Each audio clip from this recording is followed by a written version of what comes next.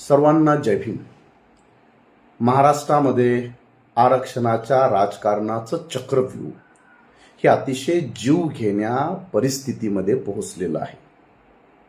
त्यामुळं ज्यांना ब्राह्मणवादी, आरक्षण विरोधी, संविधान विरोधी, जातीग्रस्त लोकांच्या आरक्षणाच्या राजकारणाचं चक्रव्यूह, हे चक्रव्यूह ज्यांना समजत नाही, हे चक्रव्यूह कसं तोडावं याचे संविधानिक आंबेडकरवादी मार्ग ज्यांना माहीत नाहीत, अशा अर्धगाबुड्यांनी या आरक्षणाच्या चक्रव्यूहाच्या बाबतीमध्ये वाटेल ती वाचाळवीरासारखी वक्तव्य करणं थांबवलं पाहिजे. लोकांनी सुद्धा महाराष्ट्रातल्या आरक्षणाच्या राजकारणाच्या चक्रव्यूहाला नीटपणे समजून घेऊन मग त्यावर आपल्या भूमिका आणि आपल्या प्रतिक्रिया नोंदवल्या पाहिजे.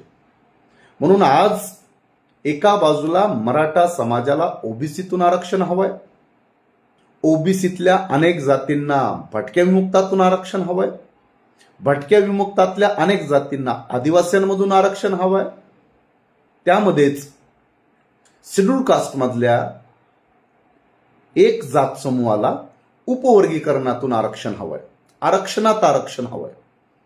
हे सगळं सुरू असतानाच महाराष्ट्रातलं भाजप, शिवसेना, राष्ट्रवादीचं जातीग्रस्त सरकार, आरक्षण विरोधी सरकार, संविधान विरोधी सरकार यांच्या मंत्रिमंडळाने खुल्या प्रवर्गातून SC, ST, ओबीसींना आता आरक्षणाचा लाभ घेता येणार नाही, हा एक महत्वाचा मंत्रिमंडळानं निर्णय घेतलेला आहे. या निर्णयामुळे सुप्रीम कोर्टाच्या न्यायमूर्ती दीपंकर दत्ता व न्यायमूर्ती ऑगस्टिन जॉर्ज मसिह यांच्या डिसेंबर 2025च्या निकालाचं थेट उल्लंघन केलेलं आहे. म्हणजेच भारताच्या संविधानाचं आर्टिकल 141चं, आर्टिकल 14चं व आर्टिकल 16चं थेट व्हायोलेशन केलेलं आहे. एका बाजूला उपवर्गीकरणाचा सुप्रीम कोर्टाचा निकाल लागू करण्यासाठी अतिशय खालच्या पातळीची षडयंत्र, कपटी कारस्थानं करणारं भाजपाचं, फडणवीसांचं, एकनाथ शिंदेचं सरकार, दुसऱ्या बाजूला मात्र न्यायमूर्ती दीपंकर दत्ता आणि न्यायमूर्ती ऑगस्टिन जॉर्ज मसिह यांचा खुल्या प्रवर्गातील आरक्षणाच्या बाबतीतला जो निकाल आहे, या निकालामध्ये सुप्रीम कोर्टानं स्पष्ट सांगितलेलं आहे की खुल्या प्रवर्गातल्या जागा या कुठल्याही जातीसाठी राखीव ठेवता येत नाहीत. खुल्या प्रवर्गातील जागा या पूर्णपणे गुणवत्तेवर आधारितच असणार. त्यामुळे खुल्या प्रवर्गातून कुठल्याही जातीचा व्यक्ती हा शासकीय नोकरी किंवा शासकीय वेगवेगळे पद प्राप्त करण्यासाठी तो पात्र आहे. पण महाराष्ट्राच्या मंत्रिमंडळाने, भाजपाच्या, शिवसेनेच्या आणि राष्ट्रवादीच्या मंत्रिमंडळाने सुप्रीम कोर्टाच्या या निकालाचं उल्लंघन केलेलं आहे, पायमल्ली केलेली आहे. सुप्रीम कोर्टाचे न्यायमूर्ती दीपंकर दत्ता आणि न्यायमूर्ती ऑगस्टिन जॉर्ज मसिह यांच्या या निकालामध्ये त्यांनी स्पष्ट सांगितलेलं आहे की आरक्षणाचे लाभधारक SC, ST, ओबीसीच्याही कोट्यातून नोकऱ्या मिळवतात व जास्त मार्क मिळाले तर ते ओपन कॅटेगरीमधून पण नोकऱ्या मिळवतात. ते दुहेरी आरक्षणाचा लाभ घेतात. हा जो ब्राह्मणवाद्यांचा तकलादू भंपक तर्क आहे, युक्तिवाद आहे, तो सुप्रीम कोर्टानं डिसेंबर 2025 मध्ये फेटाळलेला आहे.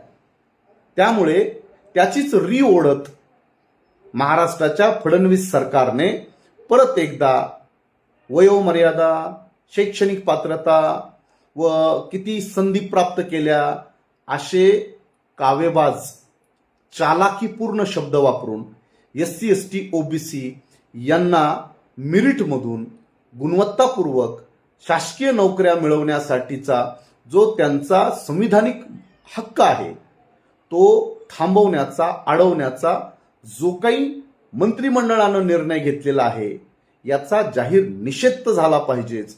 पण त्यासोबतच हे बदलण्यासाठी हे कंटेम्प्ट ऑफ कोर्ट आहे आणि कंटेम्प्ट ऑफ कोर्टच्या विरोधामध्ये याच्या विरोधात रीट पिटिशन फाईल करून या शासनाला सुद्धा चाबकाचे फटके हे हायकोर्टाच्या सुप्रीम कोर्टाच्या माध्यमातून लगावण्याची व जनतेमध्ये जागरूकता आणून अशा सरकारला रस्त्यावर उतरून यांची नाकेबंदी करण्याची गरज आहे.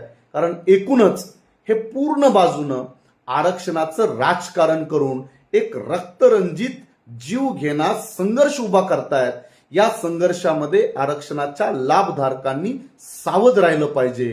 कारण खऱ्या अर्थानं खाजगी क्षेत्रात आरक्षणाचं तत्व जर लागू झालं तर या देशातले सगळे आरक्षणाचे लाभार्थी, आरक्षणाचे जे समर्थक आहेत, जे आरक्षणाचे लाभधारक आहेत, त्या सर्वांना प्रचंड मोठा व अतिशय महत्वपूर्ण याच्यामध्ये आपल्या येणाऱ्या पिढ्यांना फायदा होणार आहे.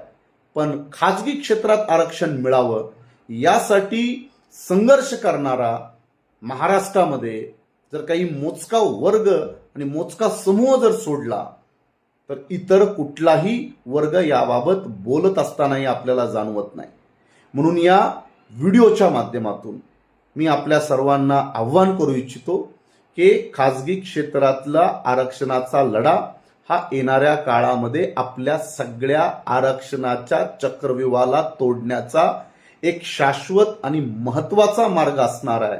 त्यासोबतच जे शासकीय पद रिक्त असतात, बॅकलॉग्स असतात, ते तत्काळ त्वरित भरल्यानंतर त्याच्यामधूनही आरक्षणातले अनेक प्रश्न निकाली लागू शकतात.